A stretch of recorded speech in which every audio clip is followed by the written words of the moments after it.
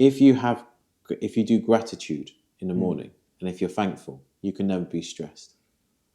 And so, because if you're thankful, life's challenges, you'll never be stressed. If you're thankful for the challenges. Yeah, you're thankful for if you have gratitude, if you do gratitude and you're thankful for where you're at, you will never ever be stressed, because the challenges that come your way, it's easy to overcome them because your psychology is right. I wonder if there's also the extra benefit of being grateful for the challenge. So if this challenge is here for a reason, right? I'm not just in a positive psychology that helps me deal with challenges. I'm also reframing the challenge as 100%. Positive. Yeah, exactly. It's your language. I can't claim credit because it's all Tony, and then there's other people, but it's the language you tell yourself. Okay. And last year I was with all my training, with all my work, and again, as you said, it's easy to serve someone else, but then when you're serving yourself, and then you've got grief because my little sister died, and then you've got a newborn baby, and you've got lack of sleep. You forget the steps that you have to, your non-negotiables. What is a warrior mindset? So a warrior mindset is someone who has, is like any challenges, they rip off their top. And a warrior, like in warriors in the past, they send the warriors into battle. They'll overcome every challenge. So that's resilience. That's it's around your mindset. Everyone has an inner warrior. It's different to being a leader, because a leader needs different skills. But the inner warrior is someone that is. We can all work on it. We can all have our inner. I'm a firm believer. Everyone has it. Just some people are better at bringing out the warrior, because when things are most challenging, that's when you step up. That's when your warrior is, because everyone goes through challenges, and it's around your reframing of stuff, and it's bringing out that warrior. So like at war, what they do, they send the warriors in. Back in the day, they always send the soldiers and the warriors. But for not to go on a tangent, but it's everyone has an inner warrior, but it's how you access that. And throughout my life, I've always had an inner warrior, because being dyslexic, I've always struggled. I did karate, I got my black belt, I had to do 5 times. But it's that resilience and inner warrior, because some people ignore it effectively. Describe what the mindset involves. If I had to boil this down to a list of qualities or character traits or elements of a mindset, perspectives, things you do or say every day, waking up every day, whatever it is. So how would we clarify this? So there's a few ways of difference to clarify. So your inner warrior is your resilience and your ability to take that to bring that out. And it's not just that, it's around your navigation of that. So some people with challenges, they do not they give up, or they beat themselves up, they blame themselves, rather than, so it's your resilience, your ability to navigate that stress as well. So that warrior is like, I'm gonna go through that door and no one's gonna stop me. It's your determination. So it's resilience and determination. I think that's the main thing. Everyone's got it. And if you had to describe it energetically, how would you describe it? It's like ripping the shirt off. I'm thinking like a Superman, boom, with the S on the chest. But it's like the Hulk. So if you want to change the inner warrior to your inner Hulk, okay. For the audience, if you bring out your inner Hulk, because some people might not warrior, but if most people have watched Hulk, and Hulk, at some point when he needs to bring out that anger, but it's not anger, it's the determination and resilience that I'm going to go through that door. Anything that comes my way is not a problem, and I'm just going to. And that energy is, if if you haven't set yourself up right, your morning routine, which we'll talk about later, your morning routine is really important, then effectively it's all about your energy management as well. And people who are neurodiverse have to manage that more because there's issues, or not issues, but there's challenges around your energy management. I think what I'm trying to describe is the way that this energy surfaces. So I'll give you an example.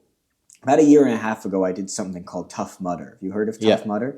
So it's a 10K run with, I think, like 20 challenges in between through mud in Finsbury Park, where they wheeled in truckloads of extra mud to make it muddier. Okay. And it's everything from crawling through a tube where they're spraying like Vicks Vapor Rub, basically. So you're like, you can't see or breathe, and to like crawling under barbed wired fence, and I got my shirt cut doing that, to like climbing things or going in ice cold water.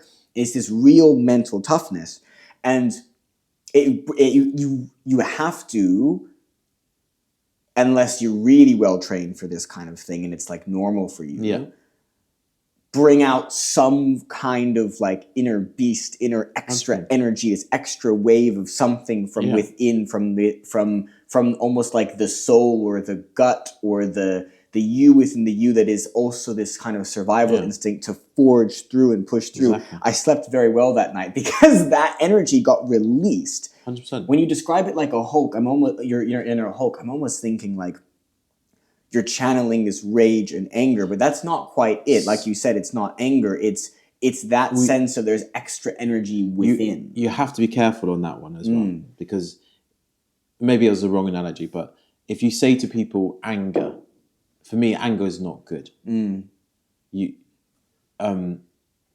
all have angry moments, and last year for me was an angry moment. But again, it's the work that you do and the way you set yourself up. So something similar, I walked on hot coals and I was scared. It's when you're scared, your inner warrior comes up. Okay. So it's like fight or flight. So like, for example, if you at Tough Mudder, you're like, why am I doing this? But you had to bring something out to pursue, why am I climbing up this? Because you had determination and you had a clear focus.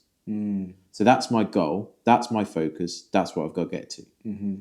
And I feel a lot of people who have a clear vision and a clear focus, and purpose comes into this as well. So your purpose is that, okay, I'll put the question back to you. Why did you do Tough Mudder? If that specifically, I wanted the challenge. So that challenge. So obviously you had to train. You don't just turn up for Tough Mudder. You have to train, run, because it's not easy. But that clear focus, that end goal of you doing that is your inner warrior. Okay. You take the clarity of an end goal, this extra challenge, and you push through 100%. fear. 100%. And other survival emotions, it sounds like, 100%. as well. But that's why we've all got it. Because I would say, majority of the people, as human beings, we all have it from caveman days. But some people access it more easily when they've done more work.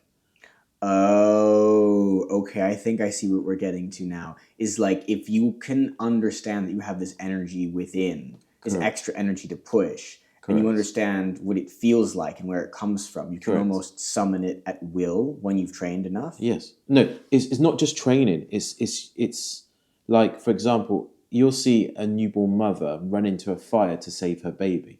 So her inner warrior is there to save their baby. Do you see me? Also, you see people have extra humans. They somehow lift a car to save a baby. To save a baby or child. Babies. I don't know. I've got you, but again, it's coming back to so the listeners understand. So it's effectively what I'm saying is everyone has an inner warrior, and the difference between the most successful people and the most thing is they access that, and they manage their emotions, their focus, they're clear on their purpose.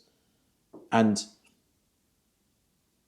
I believe if you're able to harness that more, then you're more likely to have success. But again, the thing is, it takes work.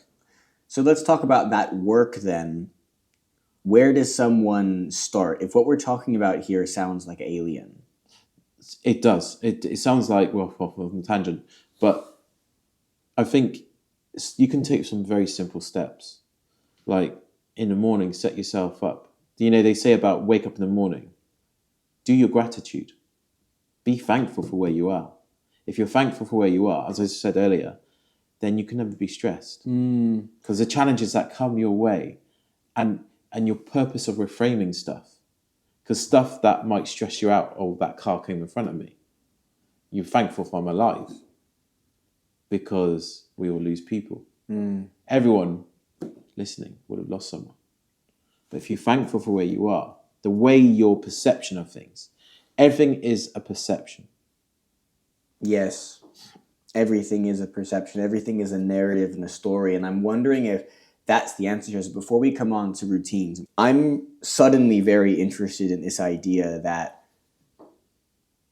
we can choose at will to generate more energy within that we don't usually access. That if we're stuck in a place of fear or of stress or of survival, we're like reactive and we're like, oh, what do I do? Where do I go? And we can actually summon up some extra energy to add some oomph to break through that barrier. 100%. The way I have noticed I work is once I have experienced something, I can do it again much more successfully. Correct. And different people might be different. If I was, as this kind of person I am, where I need to feel it for the first time, how can I go about pushing myself to experience this inner warrior so I know who they are and how they come up? So it's a good question. A very good question. So effectively, there's no one size fits all because everyone is different. But there's clues to what other people do. So having a clear focus, having a good morning routine, the language that you tell yourself. So, and I think again, it's about the mindset and it's about training because there's a reason why people get up so early. There's a reason why people do a lot of meditation. There's a reason why people do gratitude. Not for the sake of it, but if you see their lives are generally less impacted and their anxiety levels are lower. So coming back to the thing, is you have to train. It's almost like if you go to the gym, you don't expect to get muscle if you don't, and your mind and your body is the same. So it's what the language and the resilience that you tell you is. I think everyone has it. It's just the point of reference you've got. Yeah. I learned a couple of years ago of a framework, and the concept is essentially every year you need to set yourself a really intense challenge, something that's going to push you way out of your comfort zone. Yes. So Tough Mudder for me was an example. Correct. A marathon might be an example. Train Correct. And then run a marathon. Correct. And what these things do, these really tough things that push you so far out of your comfort zone, they reveal to you who you are when there is nothing at stake except your own perception of yourself. 100%. And so I wonder if it's got me thinking if like part of the answer to that question, where does your inner warrior come from? You're not really going to know who they are until you know who you are when you're pushed. 100%. But the other thing, let's take a step back a bit. So you did, so the audience knows, you decided to do Tough Mudder. You're standing on the line. So you know you have to get from point A to point B. Mm-hmm. But you've trained to get from point A to point B. There's some people that can just naturally just do it. But if you think it's a caveman thing, it's an instinctive caveman or cavewoman, it's instinctively in us. So how do you bring that out? So you had a clear focus. My focus, I've trained for, I don't know how long you trained for, maybe say 2 months. You trained for 2 months, and then you know you've got to get from point A to point B. But if you don't do that, you can't expect to get from point A to point B. And that's why you can see the people that have trained more and trained less. There's obviously some people taller, stronger, X, Y, Z, but everybody can do it. It's just how you've trained. And that training position is how you've trained your mind. So for the inner warrior, for example, when I was going on hot coals. It was a 12-foot walk, and I was like, Oprah did the same thing. So to put it in context, I was like, why am I doing this? But then, when you get your mind in such a, it's like the routine, it's like mantras, and the way you've trained your mind. Nothing's going to physiology. It's proven that your mind, you won't feel the pain. Mm. That's why monks do so much meditation. Yes. But again, it's the physiology of your body. Mm. And it's that's why if you do that routine, not to just repeat, but the routine is really important. Okay. All right, we'll come on to routines in a sec. One thing I want to understand before we do is what being a warrior and this warrior mindset, how that relates to almost being a leader. Like, what is the difference between the leader and the warrior that you've described? Let's describe what a leader is first. Okay. So a leader is someone that inspires people. Is having a clear focus, resilience, someone that brings people together, someone, I've got a word, sorry, inspires people, not get in their way. The job of a leader is to give the team the tools to reach the clear focus. And now the warrior is someone, because not every warrior is supposed to be a leader. Mm. So a leader is someone, for me, is someone that can inspire people and take them. That's why you never see the generals on the front line. They're always behind the troops. It's because they're good at leading, and it's good at being strategic, and the focus is, this is where we need to get to. Inspiring your troops effectively. Got you. So a leader to you is someone who can do the inspiring, to almost bring out the warriors within others. 100%. Got you. So if me and you were going into battle, and I was the general, my job is to encourage you to bring out your inner warrior. Mm. How would you do that if it's all a mindset thing? Again,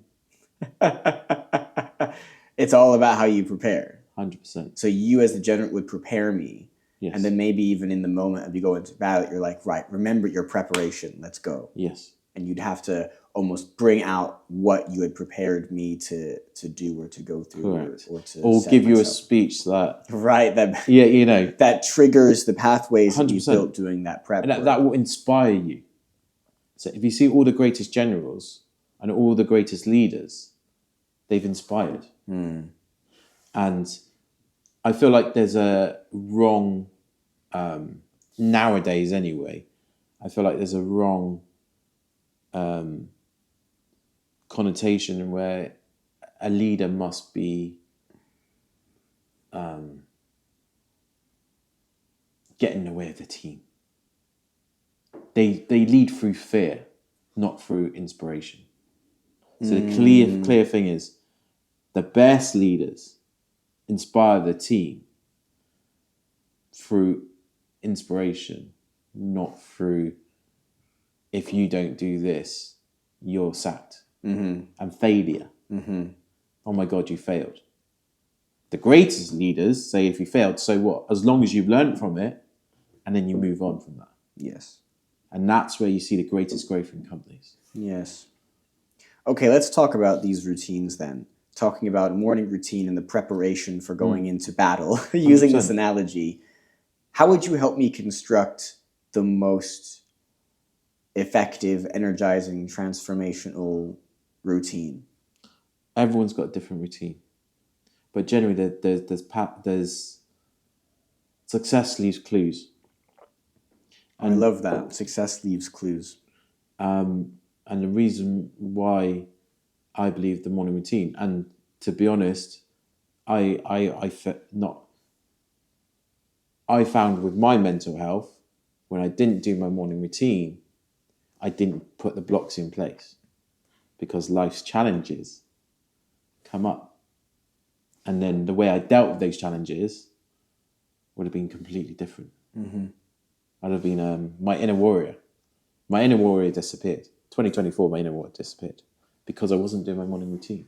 And no, it's similar actually. And I started one in late 2023, maybe mid to late 2023, Q3, and I just loved it. Like I loved doing it, and I loved how I felt afterwards. Yeah. And then maybe the second half of 2024, things got messy, and I let it all fall away. 100%. And then over the winter period, I get more sleep. I don't know if it's the lack of sun or what. Yeah. I'm so tired, and then I wake up and I'm like, oh, I'm busy. And then in this new year with this new energy, I'm like, I just stop making excuses and just do it. And I'm still not 100% yet because it's a habit, but it is getting better, and I'm already feeling some difference. If you're going to go, when you were doing Tough Mudder and you wanted to go run, you can't expect to do a 30k marathon or ultra marathon, however way it is, because you haven't trained for it. Mm-hmm. And again, life is life.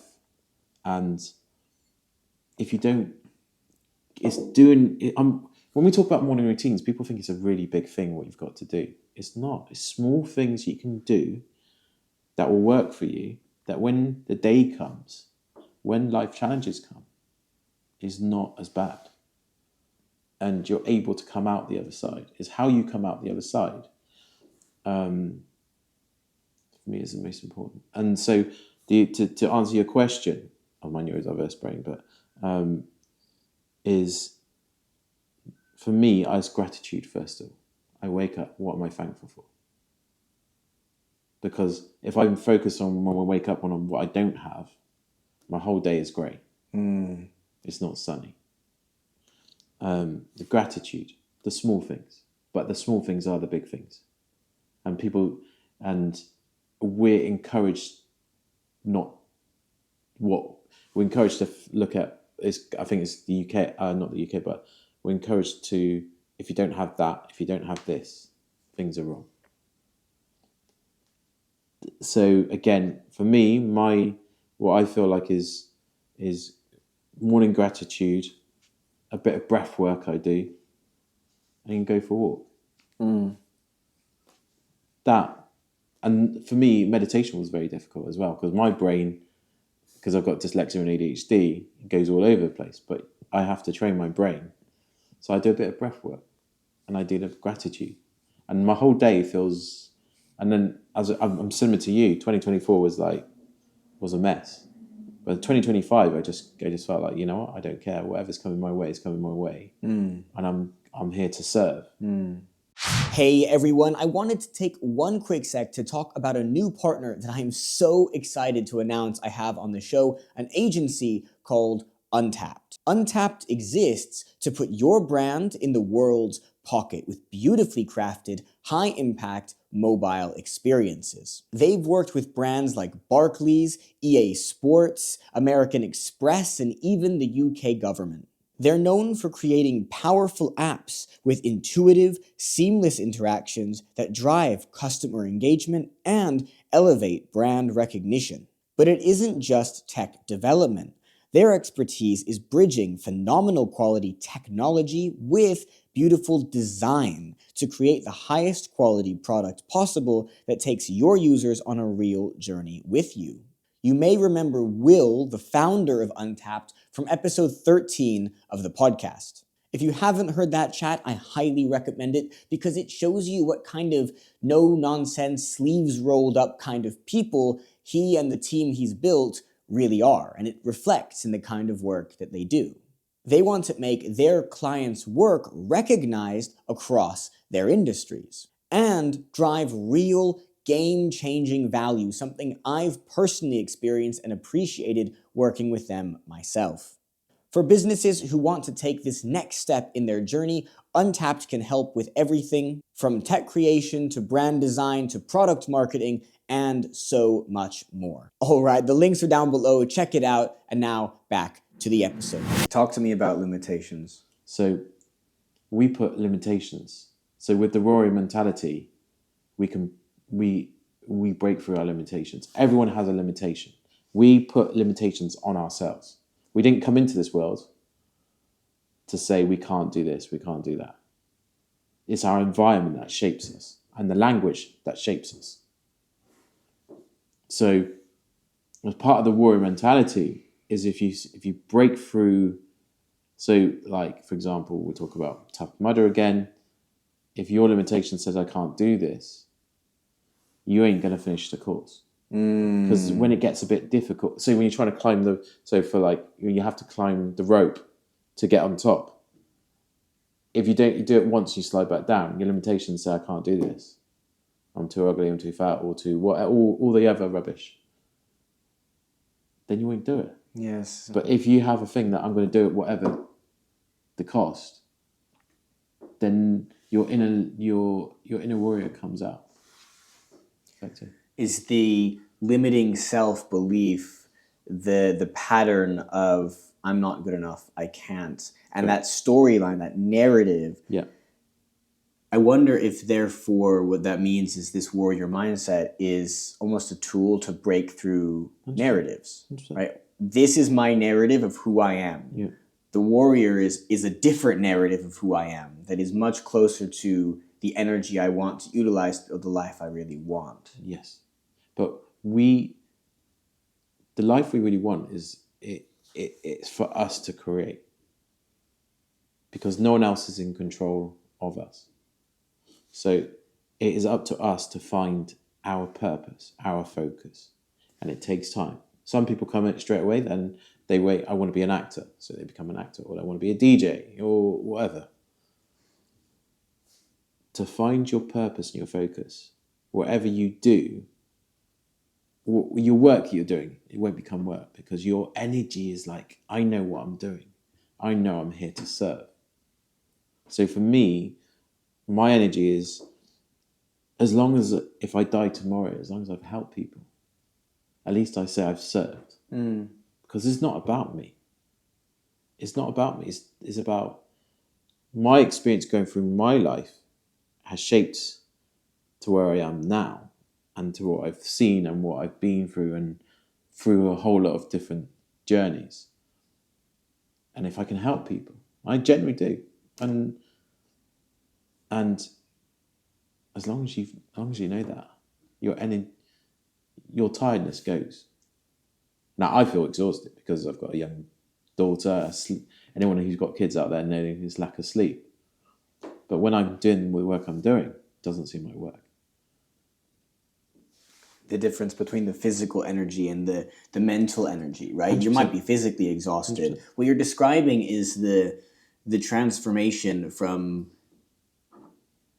what I call survival mode into creation mode. Yep. From those limiting self-beliefs where you're existing in survival into, let me crash through this, break through what my second ever guest on the show, Gavin, calls the line, where he took this from another concept. The line is, are you across the line, or are you above the line or below the line? Yeah. Above the line is, I'm in a state of creation. Below the line is, I'm in a state of survival. Correct. And what I realize is we've got our survival emotions, the line, and then everything above the line is the heart center and above. Yeah. So, and we're talking energy centers and Hinduism. But anyway, my point being that we can exist in these states, and this state of survival has these limiting self-beliefs littered throughout. You say success leaves clues. I think challenges, failure, these also leave clues. But we have to step back from something. It's language. What we tell ourselves is what we become. Yes. Who we surround ourselves is who we become. Now, if I wake up every morning telling you I'm stupid, I'm dumb, because and all these different reference points, every failure outcome then mounts up. You're climbing Everest. Your job is to come down Everest.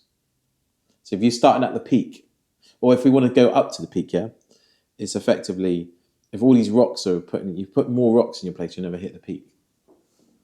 Effectively. So my reference point, and that's why I had to do years of, and even last year, it got to the point. But then you realise, is if you keep telling yourself stuff, you're putting barriers in your place. Life will put barriers in your place anyway. But if you put your own barriers in place, you're never going to get over the other barriers. If there's already a challenge the size of Everest, why would you put more rocks in the way? That's an interesting concept. When I use the word failure, I think I've kind of redefined failure for myself, but I appreciate many people, they hear the word failure and it's like, oh. And because it's not, I have failed at something and my definition of that is it didn't go the way I wanted it to, but I learned all these things. The definition of failure for most people is not I have failed at something, it's I am a failure. And that's when it becomes a label. And that's one of these clues, talking about clues of challenges, clues that someone is in survival mode. If you notice these clues in this kind of language, maybe that's a hint that, hey, I need to transform something. So one of the clues, like, for example, you have a billionaire that loses everything. And then they regain their... So it's not about... So they're a successful business person. They get to a certain status and then their company dives, their shares dive, their company goes bust. And then they come back again. So what is it? If they said, oh my God, that lifestyle, I'm failed, but the knowledge that they got is your knowledge and your language. So that's why I said failure, as long as you're able to learn from that failure, then it's not so much a failure, because the power is in the knowledge, in that failure. There's a difference between having knowledge and the application of knowledge. You're correct. I've noticed this recently I was listening to Dr. Rangan Chatterjee. He's a podcaster who's just come out with a new book as well. And he goes through, the book is essentially framing like, hey, we have so much access to knowledge now. Yes. Most people's challenge is not, I don't know why I'm unhealthy. For example, I might be unhealthy because I don't exercise right, my diet's right. I know I need to do the things, but I'm not doing the things. Correct. The application of the knowledge is where we fall through. How do we overcome that challenge? So again, it's setting up the right mindset in the morning. You're setting yourself up for success. Do you think it all comes down to morning? It doesn't. Some people are more morning persons and more evening persons. Exactly, yeah. Now, but if you see the top 1%, they always get up very early in the morning. Because if you get up very early in the morning, the world is asleep. Yes, I know. And then you create half a day for yourself. So, for example, some people get at 5 a.m. I've got the 5 a.m. club up behind you. Exactly. So when I set that morning routine I was describing, that's what I was doing. So that 5 a.m. club, so you got between 5 and 9, as long as you do you've got to do stuff for you rather before you do work. So what I'm going to see, the non-negotiables. For me, non-negotiables is gratitude. Non-negotiables is a bit of breath work, because that's for you. That's how your mind, you avoid burnout and you avoid anxiety effectively. What's your story? How did you get to this place where we're talking about warrior mindsets and you're now working in tech and building a business and trying to be of service to people, all while having a newborn? What's your story? So I grew up in Bristol, and I grew up in a little village, and I grew up in the 80s where if you're dyslexic, so it was quite a rough childhood. I would say they say PTSD, but for me it's trauma. So my early years were very I struggled a lot because I didn't know what dyslexia was, I didn't know what ADHD was, and the teachers said I was stupid, and all my informative years were difficult, very difficult to say the least. And it got to the point about 11 years old, I thought, I'm not going to commit suicide. So I ran away. and I ran away to London. So you ran away from home at the age of 11. Yeah. So I got money, took money, got money, and effectively bought a coach ticket. And I thought, And they sold it to an 11-year-old. yes, but I had that skill to do that. It's because one of my superpowers with dyslexia was able to do to the communication side. From 11, I thought, you know what? I've had enough of this. I'm gone. And then got my bag, and then I remember Hyde Park. So I got my tent and I thought I will go to London. And then in my mind, after 3 weeks, I thought I was only there for like 3 weeks, but it was actually 3 months. And Camping in Hyde Park? No, down the side road by the casino in Hyde Park. Okay. Because it was the bright lights. Okay. And then I even had wanted posters. That was the mad thing about it. Because life was old? Sorry, what year was this? At the age of 11? 11, 12. So it's probably I'm 43 now. So probably about 92, 93. Wow. 91, 92. So. The world must have been very different in the early 90s. Because I feel like now. No, there's no way that would happen. Now I'd be in a different place. But a good friend of mine. So the 90s must have been very different. Makes me sound like I'm 10, but anyway. It's crazy. It's crazy. I was born in the 90s. But when you tell these stories, but I was too young. But when you tell this story, people think, they look at you like. But for me, it was like I always had that self-resilience. Mm-hmm. I've always had that self-mechanism of like, if something must be better than this, and I managed to do it. So not I managed to do it, but it just happened. Come back, one of my friends, I rang someone who's a good friend from the local area, and they came up and got me from London. But growing up in a little village where there was a lot of racism and I got bullied a lot, so that was the trauma as well. And the teachers telling me my value system was not up there, but I knew my capability was different to what they were saying, because visually I look at things and I can do things which people can't do, and I can map stuff out like 4D and 3D in my brain and work out an idea, all that sort of thing. So early childhood, very difficult, very, very difficult, and I think the trauma went into my 20s. So I did karate. I had that structure of karate. I did that 3-4 times a week. Got to black belt. Did that for 12. Karate. I watched Karate Kid at the age of 6, and I thought I love Miyagi-san, so I did karate for like 12 years. Do you think that was an outlet? Oh, 100%. I only did it. I did it because I love Karate Kid, and I thought let's do something. Because again, forming friends was difficult. I was always the kid that sat, isolated. But things. So got into my 20s and I thought, I can actually, because the teachers told me I'd never get to university. And then I ended up getting to one of the top fashion colleges. I went to London College of Fashion. I did fashion media. And fashion journalism for a dyslexic is not the and then I got diagnosed about 25. And then all the things from my childhood, the struggles, it was like winning the lottery. Really. Suddenly made sense. Everything made sense. The way I learned, the way I do, the mad things that I was doing. And then the traveling that I did. I worked in Ibiza, saw the whole party scene, partied a lot, traveled a lot. It was escapism. I was escaping from my own reality.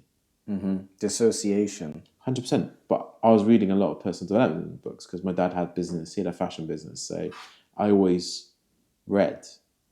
So, and then there was a book called Awakening the Giant Within. And I read that book and it was just like, okay. And I started to feel like I'm not stupid because how all these things that I'm doing, like with karate, for example, I wasn't the best karateka, but I had perseverance. So I know by X amount of time to get my black belt, I'm going to get it. And that's what I'm saying, is that if you have that perseverance, that inner child comes out. So from all the reference points I've got, because if I said I'm stupid and I'm dumb, I was like, I'm going to keep trying. I've always had perseverance. Things don't come naturally, but I will get there.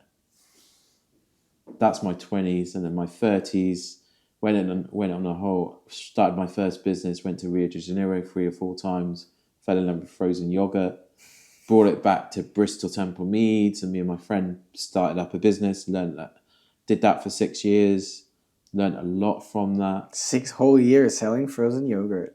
Not just that, Okay. healthy foods, but But the other thing was, we should not have been in the train station. But I always have managed to open a door. And that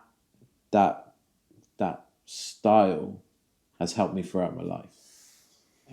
Got me into places where I shouldn't be.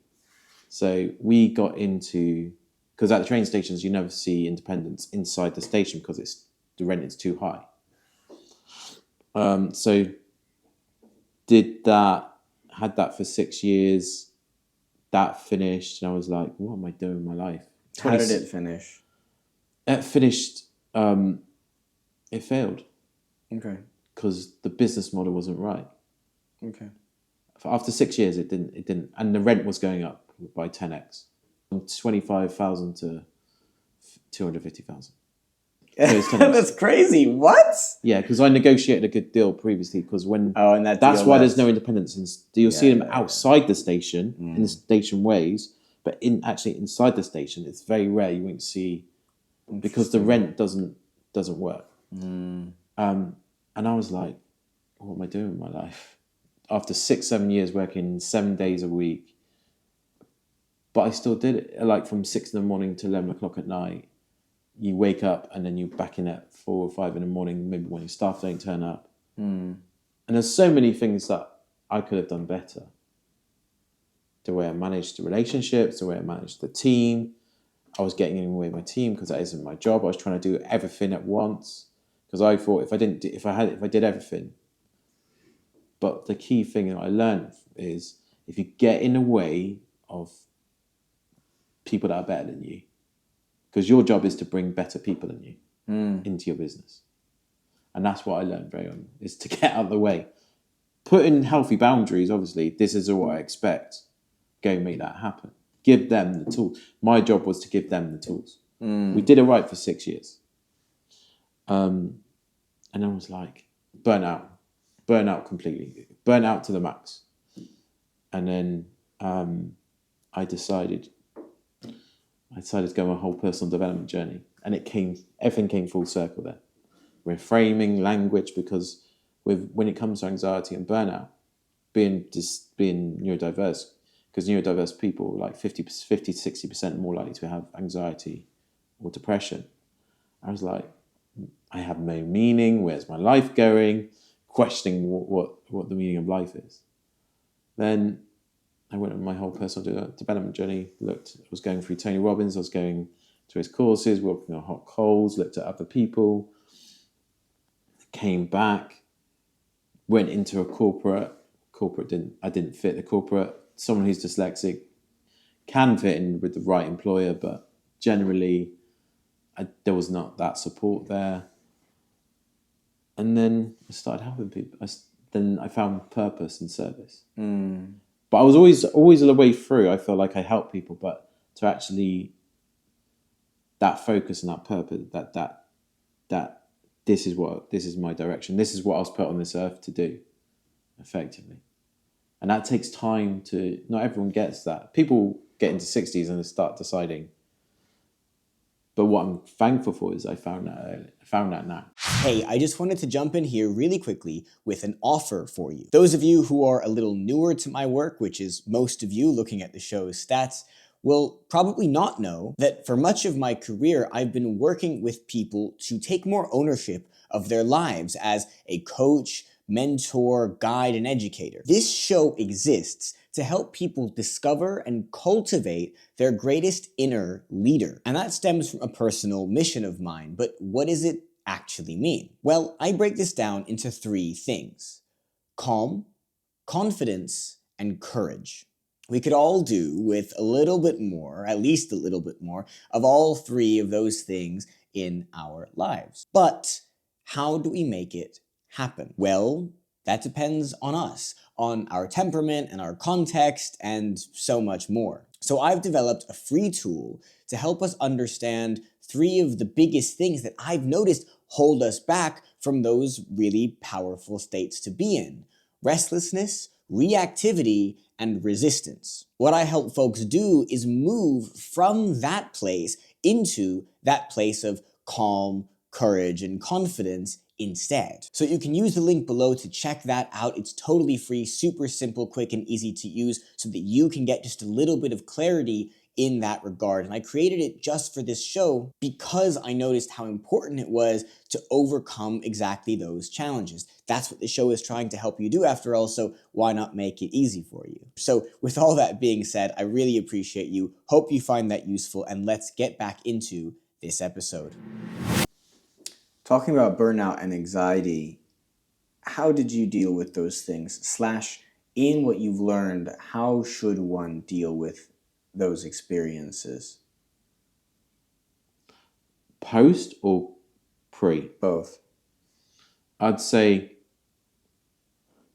post is listen to the warning signs. So i.e. Post, afterwards. Afterwards. So afterwards, Okay. I did not listen to the warning signs that come up. Okay.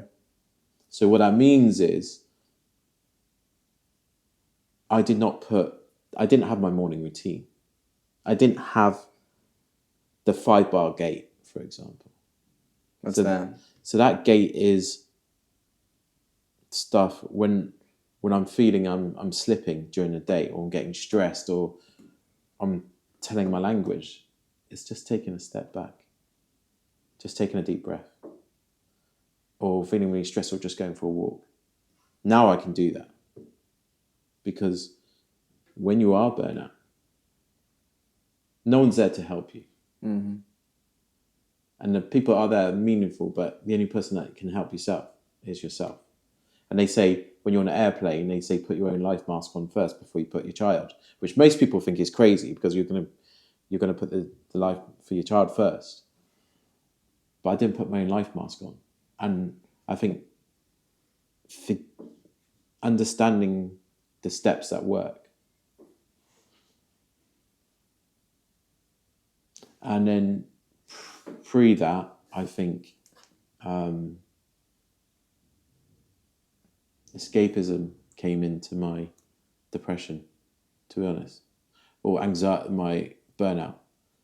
Is like, I just didn't have the headspace. I didn't create the headspace. So the pre-work would be all that morning routine, prep 100%. yourself. 100%. And this whole thing about listening, I love what you said earlier around success leaves clues. Super simple, super clear.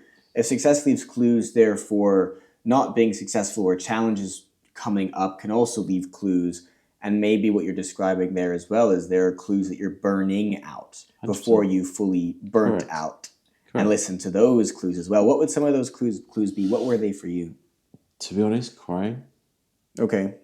Spontaneous? Spontaneous exhaustion. Okay. Crying. And not in front of it, just someone talking to you and you can't respond. You're almost like a zombie. You just freeze up. You freeze up. Anger, stress. And then something you just said just a minute ago, I have to sort of success. Mm-hmm. Success can mean so many different things to different people. For me, what's success now is, as long as I've served someone, other people, they might need to have bigger. But I think the key things around just tiredness, exhaustion.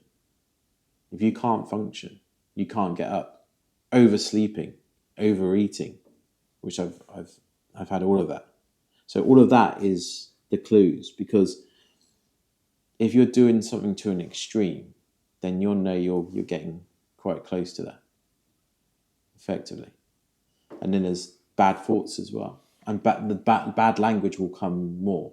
So what that means is, you're stupid, you're a thing, no point you being on this earth, you might as well take your life, all those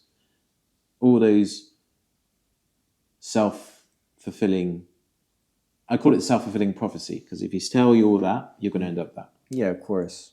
And that self-flagellation, that negative 100%, self-talk. it's like everyone has it. Some people are just good at turning off the radio. I heard the best thing is that when it's really loud, just turn the volume down. Yeah, you can do a little visualization. When you close your eyes, you see it like a radio. This style, make it louder, make it 100%. Quieter. Do that until your brain kind of gets it, and then just go and see what happens. Turn it all the way down and see how your brain reacts. And one of the things is, I think that, and we probably jumped to quite a few different things, but that's what but you'll help me bring back, is for what is important in life. It's different to different people. Different people have different expectations. But what I found was, when I went to certain events, I was next to billionaires. I was next to the next person that didn't have anything. It doesn't matter what you've got. What matters is your relationship with yourself. Your relationship with yourself and your inner child is the most important. Because you see people, for me, no one's better than anyone else. And anyone that looks down on a person, they will soon find the karmic universe will come back at them. Is that you see people that have nothing, but they're really happy. When I went to Rio, for example, you see people on the beach collecting cans. And they swap it to get money. Yeah. But they're the most happiest. And then I was saying to my friend who's from Brazil, why are they so happy? They got food. And for me, there's points where I've not had anything. And it's reminding yourself, it's that gratitude piece. And I think it's our language and what we tell ourselves is the most important. If people go away from this call, the most important is, from this podcast, is the language that you tell yourself is what you become. Mm-hmm. And if you catch yourself doing that, stop yourself. Because we're all beautiful human beings. And like, for me, I always like to make people smile. Like if I'm at Sainsbury's, for example, someone's having a bad day, I say, you're having a bad day, and I make them laugh. It's because we're all human beings. And there's a hierarchy. If you've got this status, you're better than someone else. You're not. Because everything can go in a minute.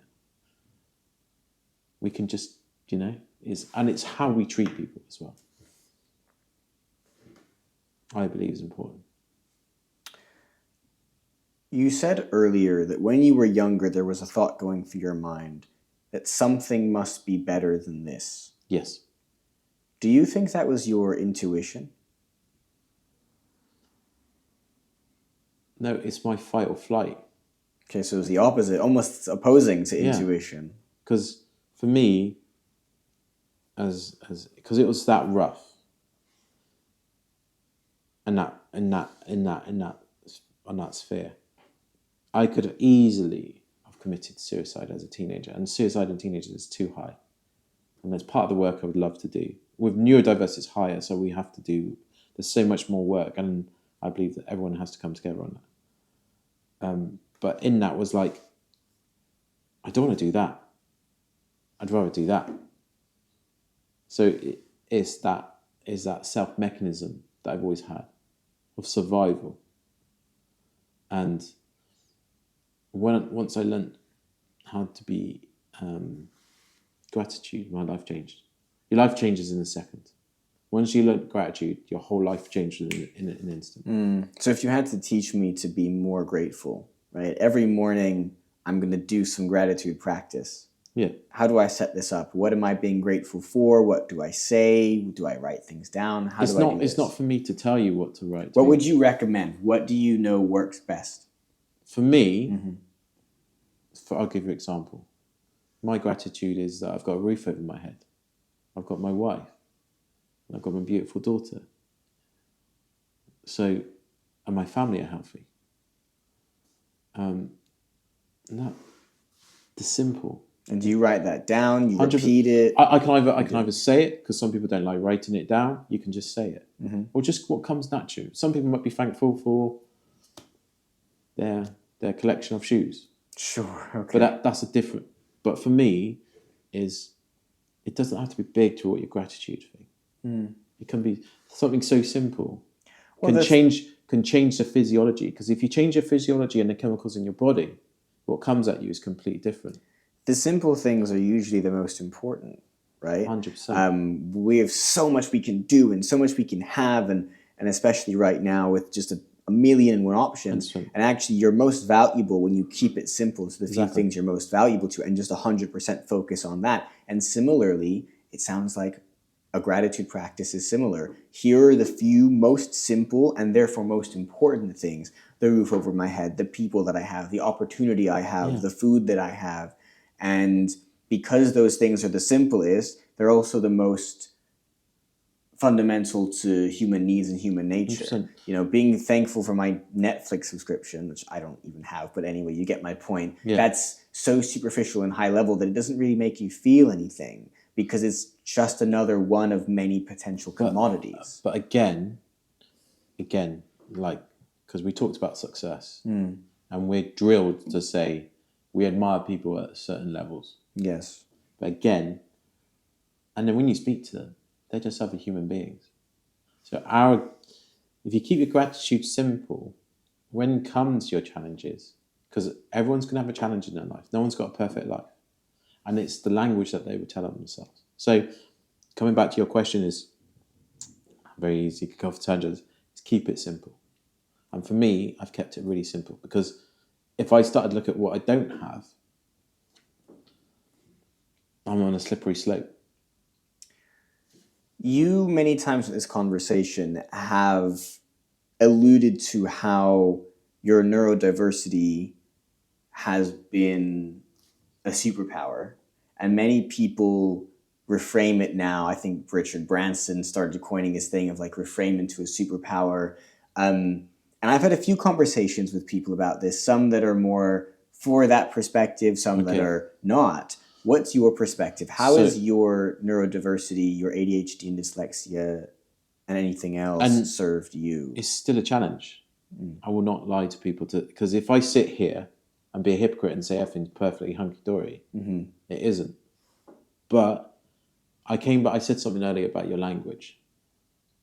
Because if you're telling yourself your dyslexia is bad or your ADHD is bad and this is bad, then the language you're telling yourself is you're giving yourself permission to be hard on yourself. So, for example, if something fails, it's because of my ADHD or my dyslexia. Why are you giving yourself...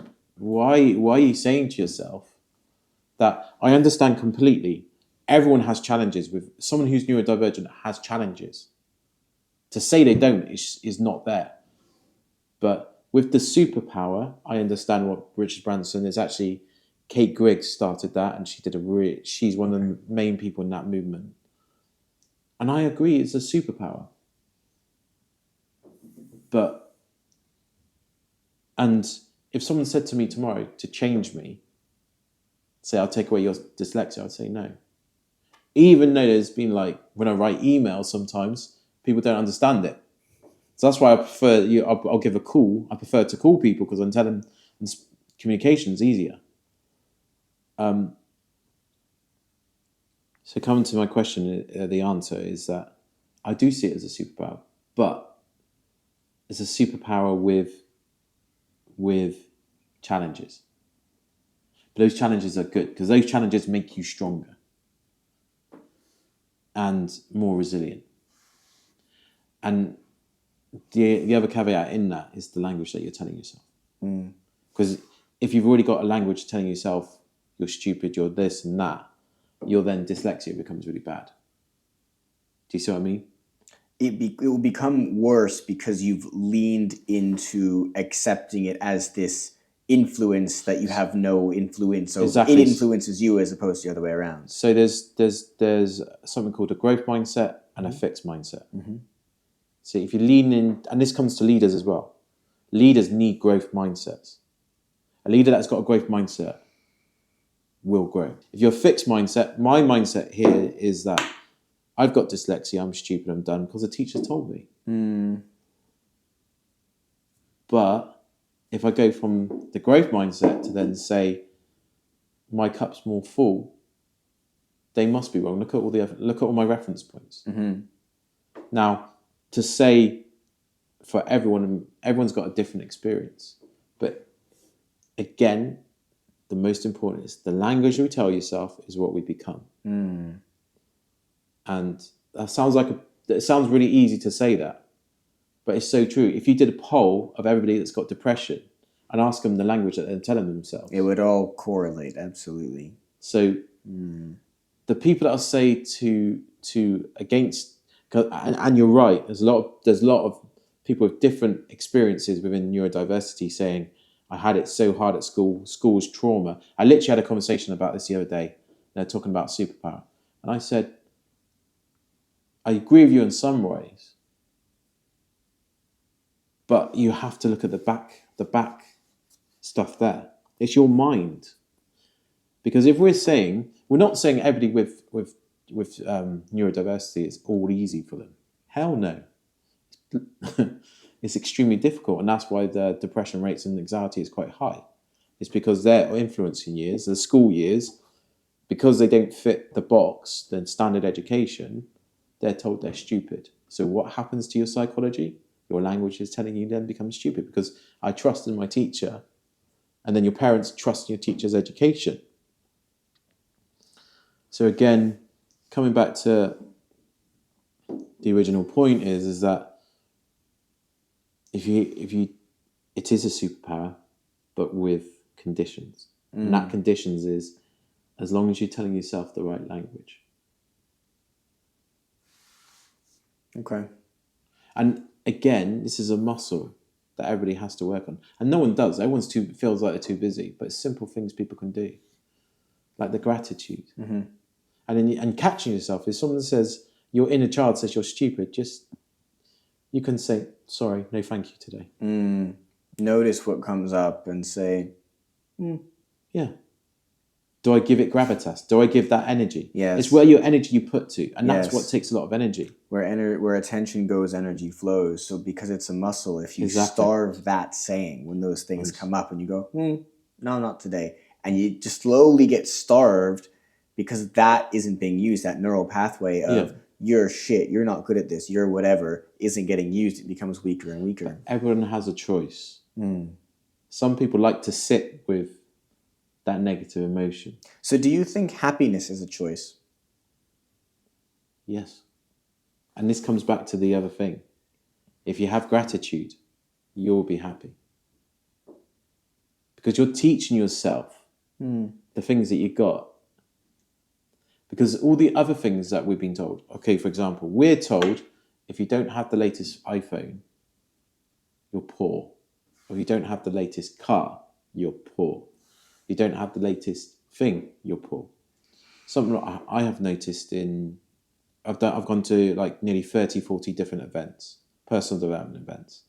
And I've read countless books. I prefer audio because me reading dyslexia doesn't work. I'm more visual.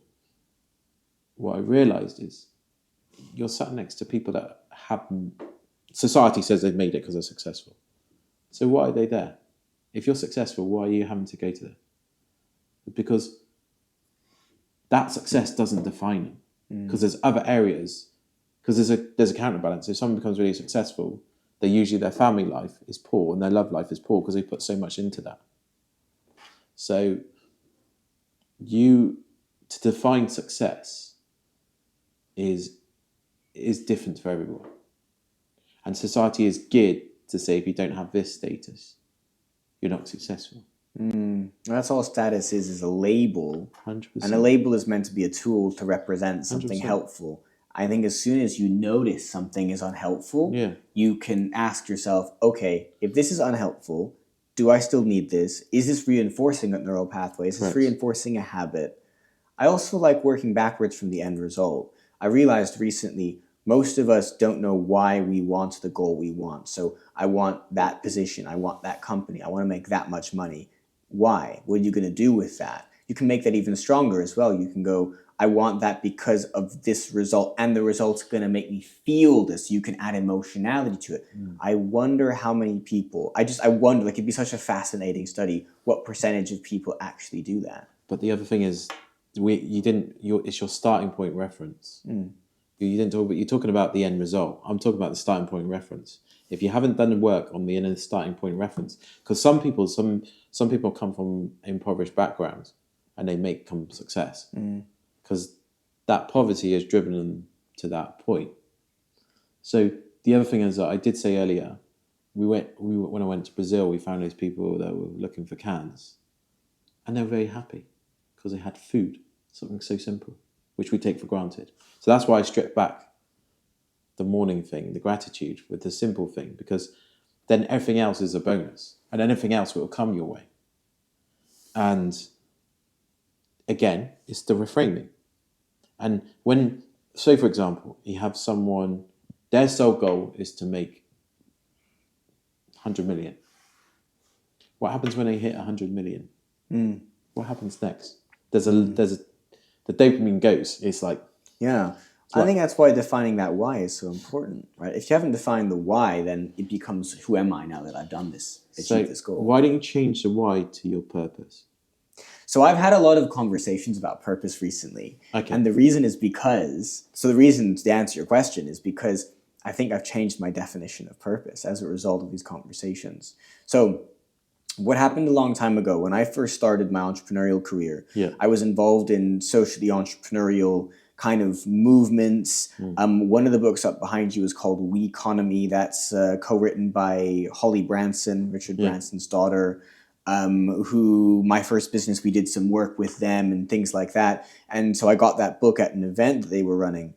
And it goes through this process of social entrepreneurship, and what it does, and there was this mini movement that did this, that changed a company's mission into a company's purpose. And here's why you need to do it. The mission is just what you're doing, and the purpose is why you're doing it, and that's more important. And I think this kind of caught on in society, is like, have a purpose, have a company purpose, have a personal purpose. And I realized something. You can have a vision for the world and a mission for what you want to achieve right now that is in service of that vision. Your purpose as a person, is that to achieve that mission? Is that to achieve at all a thing? And someone, I think I know what you're going to say, someone on this show whose episode will come out, I think a week or two before this one, a founder named Dami, he asked me a hypothetical kind of question and circumstance. He goes, okay, let's take an example of a young boy. When he's young, he goes to a school. It's not in a great area, but he does well. He is also on a sports team that wins the trophy. So he wins the school a trophy. The school gets on the map. Now it's making more money, and it can reinvest that back into the kids. Was his purpose as a child to help the school help other kids? Okay, well, now let's say he's 20 to 40 years old. And at that age, he builds a business, makes millions, sells it, creates a bunch of jobs. Was that his purpose? Okay, well, now he's 40 to 60 years old. He gives back, sets up a foundation, mentors people in business, uses that experience and money to make the world a better place. Was that his purpose? Okay, well, 60 onwards, he helps raise his granddaughter. She, as a result of all this mentoring and support, when she's an adult, she goes on, builds a business of her own, smashes a bunch of glass ceilings. She's in her 40s. Her grandfather's long passed and helped her in all these ways she might not even realize. Was that his purpose? And when you outline this story, the answer, whenever I outline this story to anyone, their answer is always the same. It was all of the above. But again, you think you're going to know what I'm saying. Life is not fixed. We have different periods. So you're talking about him, a child, as far as I'm aware, I'm concerned, child should be a child. My purpose is to make sure no child goes through what I went through. I should not need to run away at 11. I should not have to have that default thing. But I did, and that was my choice. But everything is through a different period. Your purpose is your purpose in the now. Yeah, it's not fixed. And then when the now moves on, right? But it's still your purpose. It's still a reason. Isn't for me purpose in life to get you out of bed in the morning. I've got to go to work to then earn X amount of money to then pay for the bills for my living costs and my family costs. If you know your purpose, that's what gets you out of bed in the morning. And I think having that purpose gives you that permission, effectively, to do what you do. Well, I guess the question then becomes, what is that purpose? Because if it changes at different seasons of your life, and my conclusion from this story I just went through is really that your purpose is to just be the person that is executing the mission to fulfill the vision that you want. And how you do that and how you show up and be will change depending on that season of your life. I agree with that. I agree with that. It's basically you're just reframing something. Okay, yes. You're just reframing from be to purpose. But it's the same connotation. But the thing in that is that structure that gives you. Yes. That structure of your life to say, my life's purpose right now is to do X. Is to do X. And I'll go on X. And to be X. And I'll go on later to talk about what I'm doing as well. But for me, it's not just about my mission on that. It's about the other stuff as well. It's important. Yeah. It's this, I think what I've become wary of as a result is assigning purpose as a label and as a value judgment, as opposed to saying right now, in the now, my purpose is to be doing certain things because that's what the flavor of my life looks like right now, is more fluid and is more meaningful, as opposed to an assignment from I've gone without to assign myself a purpose, but then that purpose by way of assigning it becomes an object. And I've got a book up over there behind me as off shot because I've been rereading it, called The 7 Spiritual Laws of Success, Deepak Chopra. And one of the things he goes through is the difference between self-referral and object referral. Do you refer your life through the self, the essence of the self, the meaningful, deep, significant sense of the word, or some object, which is anything outside of you? The challenge with assigning purpose, when really what you're talking about purpose is what you do, it's easy to go from I do this to I am this, because the label is so tied up in the I am this. I am the CEO of blah, blah, blah, blah, blah. And now your ego's tied up. And that's object referral. So if you live in ego, the cliff is close. Because with ego, I like the metaphor. Okay. Because the reason why is that when things become difficult, so I'm the CEO of X company floats on the stock market, then the shares go down. I'm known for being the most successful company, and then suddenly my company is bankrupt. Your ego's hurt because you're not known as the most successful person. So if you live in your ego, you live close to the edge. Now, ego, you do need some ego. You do need some ego to have that. There is some ego in success to drive you. There is some ego in to be driven. But if you live in ego, you're effectively inventing a cliff that you're steering yourself towards. Correct. That's a really interesting metaphor.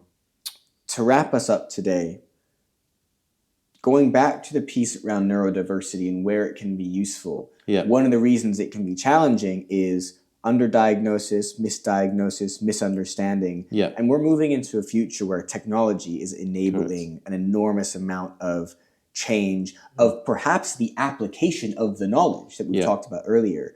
And I know you're working on some of this. So where do you see technology taking support for folks with neurodiverse conditions? I see. So as part of them, so I've got 2 missions. I have the community, which is NeuroVoices, which is effectively creating entrepreneurs, giving them a space, giving them a voice, and doing events, and we're doing programs for them as well. So we're doing a Build and Grow program, which is taken from 18 to 25. and that's creating entrepreneurs, the next level of entrepreneurs. So that's that bit. But with the new technology, the way I see technology, I see it as some people hate it, some people love it. For me, I see it as a tool. It's there to give you the extra help that you need. So what that means is we're creating NeuroXR, my other company, we're creating mixed reality, we're creating a neuroverse. So with mixed reality, you can diagnose for ADHD and dyslexia. But we're also going one step further. We're creating with Mind App, we can give you with your mental health, dealing with that issues. We would love to create, we are looking into it now, we're creating, once you get your diagnosis, you can do your exams in VR. Imagine that, because some dyslexics are visual. So I'm visual. So imagine doing your exams. So it levels the playing field. And what my vision is to create a universe that being neurodiverse is not a disability. It's just another way of living, effectively. It's just different. And we're okay to be different. And so I see technology as a positive. And it's the way to level the playing field, effectively. And what technology do you think we should expect to see in, I don't know, let's say 5 years, 10 years? Because I see education updating so much as 100%. A result of really the combination of AI and XR. Correct. And there's an overlap there with what you're doing in the neurodiversity space.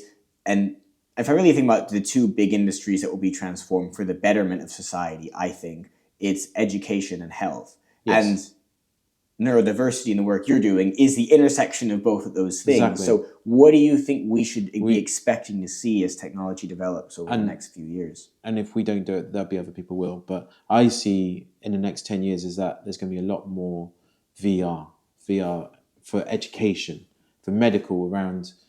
I said earlier, 50 to 60% of people who are neurodiverse are likely to suffer from mental health breakdowns or anxiety. So using VR to succeed that, or you'll see more platforms come using AI and machine learning to detect before they even get to that breakdown. But again, we're only as good as the technology. And again, new technology takes time to work itself out as well. So we're looking 5 years, 10 years. But with mixed reality, you can actually effectively have a cheaper way for diagnosis. And it's good to have the diagnosis, but it's the what next. Mm-hmm. It's the application of the Exactly. knowledge. It's like, I'm going to tell you you've got ADHD. You're like, okay, thank you. What do I do with that? So it's the other applications that you can do with that. Like imagine in the workplace, you can do your work via VR or XR because there's a different way of learning. Yeah, some of my work, if it was more gamified, I would definitely get so it done there's better. A gamification part as well that we're working on, but I have to do one stage at a time. Yeah, of course. But there's so many other people looking in this space. I know there are people looking at autism as well, some few universities. So we're at a really exciting phase where I feel like neurodiversity won't be like, oh, it's a disability. It's just we have all these tools. We're creating different tools. And I know there's some other people being on your podcast that are working in that space as well. So I think the more people that come to this space, because if you think 20% of the population is neurodiverse, so the figures is over 1 billion. So that's a hell of a lot of people that are not really being served. And it's almost been like, people are neurodiverse, but we don't want to talk about it. It's a dirty secret. Let's not talk about it. It's a disability. We don't want to talk about it. But now with the way things are, that's not acceptable anymore. We have to talk about it. We have to do things, not just talk about it, we actually have to change the landscape. And you think that the technology is going to help open more people up to these conversations? Correct. And also open up more people to be actually in the workspace. Okay. Why do you think 40% of entrepreneurs are neurodiverse? Yeah. It's really hard to be employed by a corporate. Yeah. Exactly, because they don't fit into that workplace. But we need to make that workplace for them and give the workplace the chance to do that. I love it. Ammar, I've got a closing question I ask everyone who comes on the show. The show is called Lost in Searching. And I'd love to know, are there any questions in your life, perhaps the biggest question I should ask, what is the biggest question in your life that you are still searching for the answer to?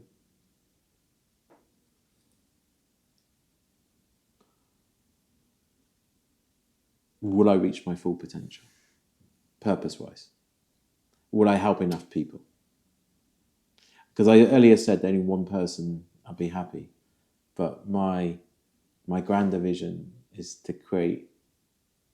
help as many people as that. Because I don't want another 11-year-old Ammar having to run away or thinking about committing suicide or sitting in their room because they're getting bullied or the teachers are telling them they don't want to go to school, because the stories of so many people. So fulfilling that vision.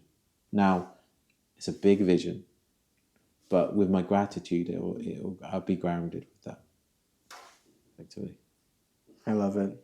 Because the final comment is about service. If you're able to serve, or whatever way you do something, if you're able to help, then you're making a difference. Because it's not about taking. If we just take, it's a flawed mantra. You know, one of those things that's in that book that I mentioned earlier, The 7 Spiritual Laws of Success, is Deepak Chopra very eloquently describes the word currency. Currency, like current, comes from the Latin root curere, something like that, and it means to flow. Yeah. So everything must be in flow. So if you want to receive, you must give, because there must be flow. It's an exchange. When you give to the world, you get from the world.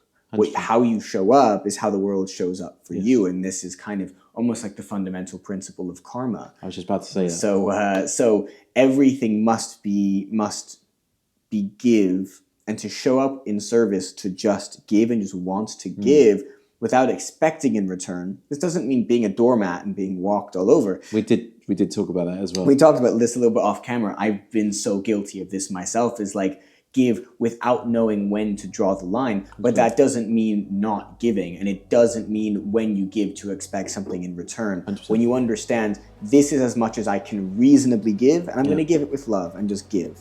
The world usually comes back around, and I think that's a beautiful note to end things off on. Thank you. I appreciate you for coming on the show, for sharing and doing that giving so willingly. Thank you. So thank you very much. Cheers. It's been a good chat.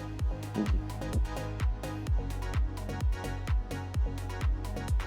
Alrighty, everyone. Thank you so much for joining us for this episode. I hope you found it valuable. We've reached a number of really important milestones on this show already. It's only been a couple of months, but I'm so grateful to those of you who not only subscribe, but also who listen this far along, who leave the comments on posts, or who give me really powerful, beautiful messages in response. It's been a humbling journey, and there is so much more to come.